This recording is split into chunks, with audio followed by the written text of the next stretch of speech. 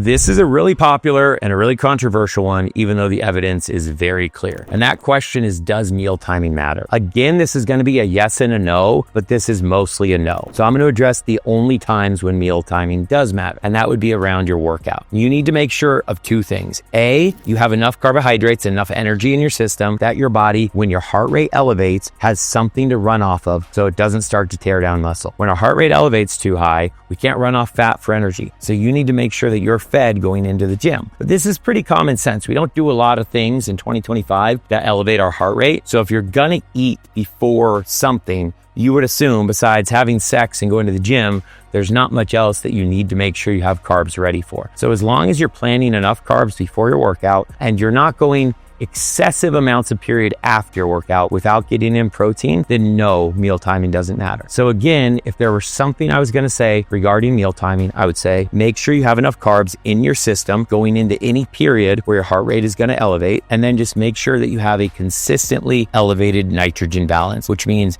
you're not going too long in any given period without having some source of protein in your body. But it's really important to understand your body is not a vacuum. Food does not digest in a vacuum. You always have all sorts of other things digesting. You might be running off the food from last night. I'm probably digesting my steak that I ate for dinner last night today. So don't think of things strictly on an hour by hour basis. But in terms of meal timing outside of your workout, there's not much else that you need to worry about.